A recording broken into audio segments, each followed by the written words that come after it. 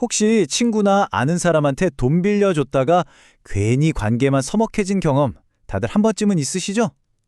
정말 까맣게 잊고 지낼 만큼 오랜 시간이 흘렀는데 글쎄 어느 말 갑자기 그 친구가 빚의 일부를 떡하니 갚는 겁니다. 자, 바로 이 순간부터요. 아주 흥미진진한 법정 드라마가 시작됩니다.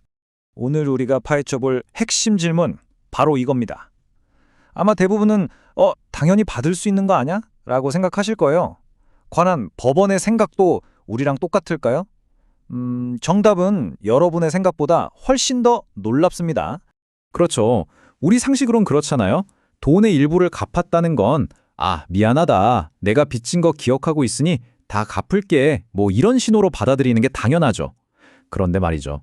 최근 법원이 바로 이 상식에 아주 강력하게 브레이크를 걸었습니다. 대체 법정에서 무슨 일이 있었던 걸까요? 자, 지금부터 실제 대한민국 법정에서 있었던 한 사건 속으로 같이 들어가 보시죠. 서울 북부지방법원에서 실제로 다룬 이 사건을 통해서 이 오래된 빚을 둘러싼 복잡한 실타래를 하나하나 같이 풀어가 보겠습니다. 사건의 등장인물은 이렇습니다. 돈을 빌려준 채권자 A씨, 그리고 돈을 빌린 채무자 B씨. 2009년에 3천만 원이 오갔고요. 와, 무려 11년이 흐른 2020년에 1억 원을 또 빌려줬습니다. 그리고 1년 뒤 바로 B씨가 2009년에 그 첫 번째 빚 중에서 일부인 1천만 원을 갚으면서 모든 갈등이 터져나오기 시작합니다.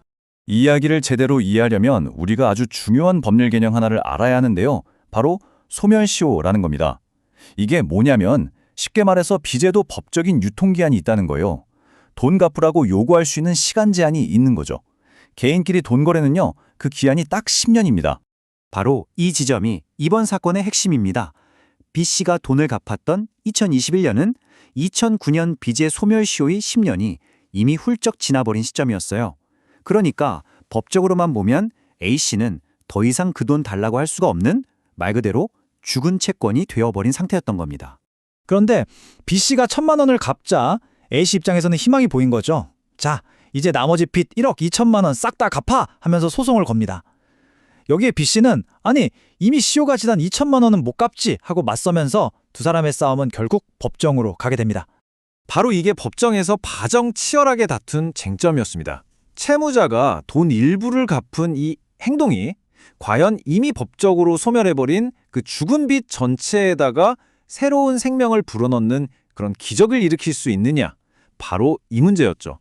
채무자였던 B씨 쪽의 논리는 아주 명확하고 간단했습니다.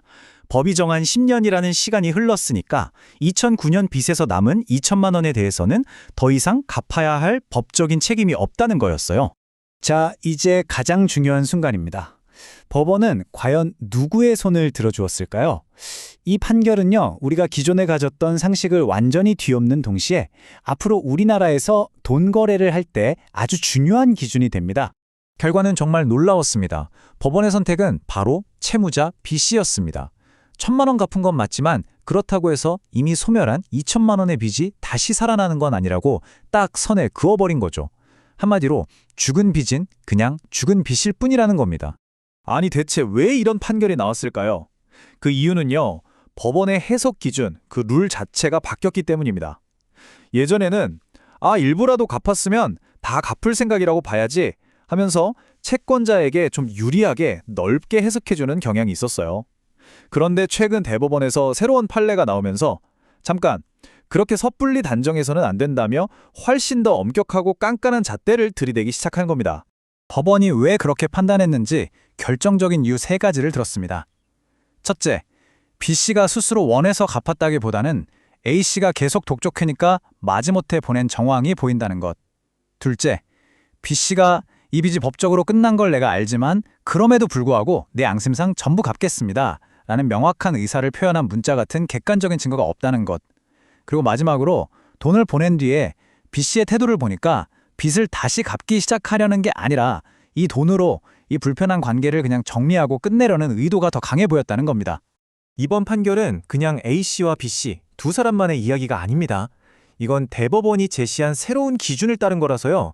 앞으로 대한민국에서 돈을 빌려주고 빌리는 모든 사람에게 직접적인 영향을 미치는 아주 중요한 변화라고 할 수 있습니다.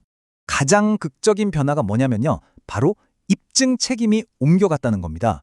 예전에는 채무자가 저는 포기할 생각 아니었어요 하고 방어를 해야 했다면 이제는 완전히 게임의 룰이 바뀐 거죠. 채권자인 A씨가 B씨는 시효 끝난 거 알면서도 빚 전체를 갚을 의도로 돈 보낸 겁니다 라는 걸 명백한 증거로 증명해야만 하는 거예요. 와, 그 난이도가 훨씬 더 높아진 거죠. 그렇다면 이 새로운 법의 흐름 속에서 내 돈, 내 권리를 지키려면 대체 어떻게 해야 할까요? 지금부터는 돈을 빌려준 사람, 그리고 빌린 사람, 양쪽 모두를 위한 아주 현실적인 행동 지침을 알려드리겠습니다. 자, 만약 여러분이 채권자 입장이라면요, 이제 오래된 빚 일부 돌려받았다고 해서 안심하면 절대 안 됩니다. 상대방이 돈을 보낼 때 이 돈은 남은 빚 5억 원 전체를 인정하고 갚아나가는 첫걸음입니다. 와 같은 명확한 의사가 담긴 문자 메시지나 확인서를 반드시 받아둬야 합니다. 기억하세요. 이제 증거가 없으면 권리도 없습니다. 반대로 여러분이 채무자 입장이라면 소멸시효라는 법적인 권리가 있다는 걸 먼저 아는 게 중요합니다. 만약 시효가 지난 빚에 대해서 도의적인 책임감 때문에 일부를 갚고 싶다면 이건 법적 의무는 없지만 도의상 갚는 거고 이 돈이 전체 빚을 인정하는 건 아닙니다라는 점을 명확히 하고 전달하는 게 안전합니다. 섣불리 돈부터 보내기 전에 법률 전문가와 먼저 상담하는 게 가장 현명한 방법이겠죠. 법은 10년이라는 시간으로 권리의 소멸을 아주 차갑게 선언하지만 사실 사람 사이의 신뢰나 마음의 빚이라는 게 그렇게 칼로 무자르듯이 딱 사라지지는 않잖아요. 법적인 책임은 끝났지만 도의적인 책임이 남았을 때 우리는 과연 어떤 선택을 해야 할까요? 이 판결은 우리에게 돈이라는 문제를 넘어서 관계와 양심에 대한 아주 깊은 질문을 던지고 있습니다.